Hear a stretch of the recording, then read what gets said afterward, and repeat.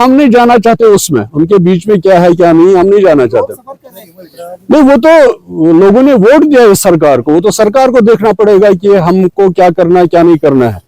लेकिन इनको तो पहले ही पता था कि हम यूटी में इलेक्शन लड़ रहे हैं। उसमें हमारे चीफ मिनिस्टर साहब ने एक दिन बोला था कि मैं इलेक्शन नहीं लड़ूंगा क्योंकि मुझे पीवान की ट्रांसफर के लिए एलजी के दरवाजे पे नहीं जाना है। उसके बाद उसने टोपी फैलाई कि मुझे वोट दे दो। तो ये तो उनको देखना पड़ेगा कि लोगों के सहूलियात कैसे हम क्या करेंगे, लोगों के जो तवक्कात है उन पर कम कैसे उतरेंगे पूरा। तो ये तो उनका काम है, उनको देखना। हमारा तो दूसरा कुछ रोल है, हमारा तो इसमें रोल ही नहीं बनता। हमारा तो ये रोल बनता है कि लोगों की मुश्किलात जो है, लोगों की प्रॉब्लम्स जो है, और जिस मंशूर पे इन्होंने इलेक्शन लड़ा है, जिस मंशूर के लिए इन्होंने इलेक्शन लड़ा है, उस मंशूर का वो क्या करते हैं, हमारा तो ये रोल है। बाकी उनके आपस में दरमियान क्या है तो हम उसमें घुसना भी नहीं चाहते। क्या वाकई सच में है या लोगों को दिखाते हैं।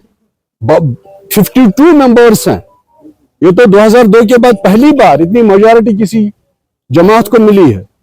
तो इसमें इसके बाद ये लोगों को ये बोलेंगे तो वो तो लोगों का काम है सुनना, पूछना, और इस पर क्या रद्द-ए-अमल होगा वो तो लोगों का काम है।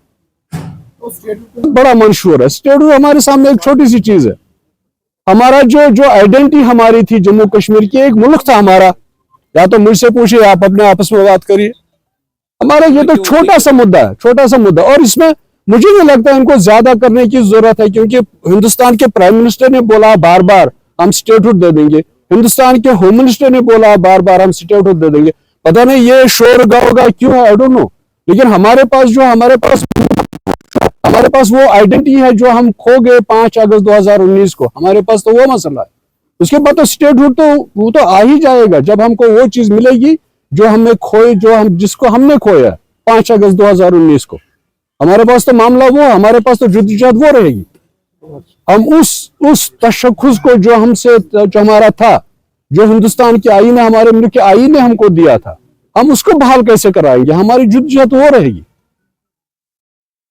तो मुझे लगता है मुल्क को शायद किसी तबाही की ओर ले जा रहा है, क्योंकि देखिए हमारा मुल्क 1947 में आजाद हुआ और एक आईन बना।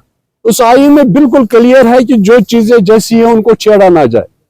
अलबत्ता ये पता नहीं मस्जिद के नीचे मंदिर क्यों ढूंढते हैं, अजमेर शरीफ के नीचे मंदिर क्यों ढूंढते हैं। इनके सिर्फ जब इनके मामला जो इन्होंने अपने मंशूर में, जिसपे इन्होंने इलेक्शन लड़ा, हिंदुस्तान के अवाम को इन्होंने मौका बताया, अकाउंट में 15 लाख रुपए जाएंगे, बाकी चीजें बताई, जो नहीं हो पा रहा, तो हिंदुस्तान के अवाम का अटेंशन दूसरी तरफ ले जाने के लिए ये चीजें कर रहे हैं।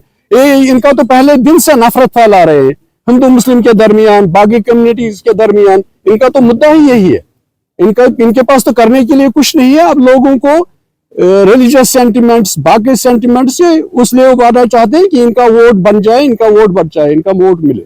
बाकी तो नफरत की सियासत चल रही है मुल्क में, और मुल्क कहाँ किस दहाने की ओर जा रहा है ये तो अल्लाह ही जानता है। अल्लाह भी हाफिज।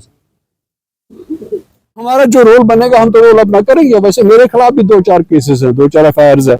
2 बार मुझे पीएससी में अंदर कर दिया गया, लेकिन आज आपके सामने हूं फिर भी इधर, है ना। जिंदगी है, जद्दोजहद है, स्ट्रगल है। एक ही लीडर है महबूबा मुफ्ती जो कश्मीरी की बात कर रही है, लेकिन पता नहीं कश्मीरी को वोट क्यों नहीं दिया, वोट उधर क्यों दिया। तो पूछना किसी ने आप उनसे पूछ लीजिए जिन्होंने कहा था कि हम 200 यूनिट दे देंगे। आपको याद होगा इससे बदतर हालात है जब मुफ्ती साहब 2002 में चीफ मिनिस्टर बने, तो रातों रात बिजली कहां से आ गई। ये तो आप कैसे कराते हैं, कैसे घोड़े को चलाते हैं। आप सवार है तो घोड़ा चलेगा, आप नहीं सवार है तो घोड़ा गिरा देगा आपको। ठीक है, मेरी वो जवाब नहीं सुना। देखिए, स्टेटहुड के लिए हिंदुस्तान के प्राइम मिनिस्टर बोलता हम दे देंगे, स्टेटहुड के लिए हिंदुस्तान का होम मिनिस्टर बोलता हम दे देंगे। आप क्यों लड़ रहे हैं, वो तो खुद दे देंगे। और हमारे पास तो ये छोटा सा मुद्दा है। हमारे पास मुद्दा वो है जो हमसे लिया गया जी ने, इसीलिए यूनियन टेरिटरी में इलेक्शन नहीं लड़ा। मैंने बता दिया, दोहरा रहा हूं मैं, नहीं चाहिए था दोहराना। उमर अब्दुल्ला साहब ने यह कहा था मैं यूनियन टेरिटरी में हरगिज इलेक्शन नहीं लड़ूंगा, क्योंकि मुझे क्लास 4th एम्प्लॉय की ट्रांसफर के लिए एलजी के दरवाजे पे नहीं जाना पड़ेगा, मैं नहीं जाऊंगा। उसके बाद उसने 2 जगह इलेक्शन लड़ा, उसको तो मालूम था क्या होना है क्या नहीं होना है। तो इसमें स्टेटहुड जो बात है वो बहुत छोटी सी बात है हमारे पास। जो हमारा मुद्दा है जिसके लिए पीडीपी जद्दोजहद कर रही है, वो है जो 5 अगस्त 2019 को बीजेपी ने हमसे छीना, उसमें फिर वो आ ही जाएगा। छोटी छोटी चीजें खुद ने रहा, उसका जवाब उन्होंने कहा वो इस रियासत की सबसे मजबूत चीफ मिनिस्टर थी।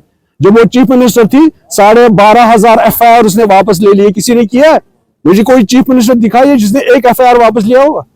उसने बहसीत चीफ मिनिस्टर तमाम हिंदुस्तान के इतने बड़े मुल्क के पार्लियामेंट को आपके दरवाजे पे लाया, आप लोगों ने दरवाजा बंद कर दिया कि इनके साथ बात करो। किसी ने किया है? तो उसने उसमें यह सोचा कि यूनियन टेरिटरी में जब चीफ मिनिस्टर बनेगा वो तो एक म्युनिसिपैलिटी का वो मेयर होगा। उसने खुद नहीं लड़ा, लेकिन हमारी पॉलिटिकल पार्टी है, इलेक्शन लड़ना है, इस मैदान में रहना है, आगे आगे चलना है। Thank you. वो गलती नहीं थी, वो गलती नहीं थी, सुनिए, वो गलती नहीं थी। मुफ्ती साहब ने जम्मू और कश्मीर को इकट्ठे चलाने के लिए वो किया था। उसने जम्मू और कश्मीर को इकट्ठे रखने के लिए किया था। जम्मू का मैंडेट, उस मैंडेट की कदर के लिए मुफ्ती साहब ने वो किया था। और मुफ्ती साहब ने, जब तक मुफ्ती साहब थे, हमने 370 की हिफाजत की, हमने 35A की हिफाजत की। तो इसलिए उस चीज को बचाने के लिए मुफ्ती साहब ने उधर वो हिमायत उसके साथ वो अलायंस किया था। वो कोई गलती नहीं थी। अगर आप कहते वो गलती नहीं थी, कोई गलती नहीं थी, उनका सही वो फैसला था। और जम्मू कश्मीर को अगर आपको इकट्ठे चलना है तो जम्मू के लोगों की कदर करनी है, कश्मीर के लोगों की कदर करनी है। Thank you. 5 अगस्त 2019 को हमसे छीना गया, वही है। Thank you sir. Thank you.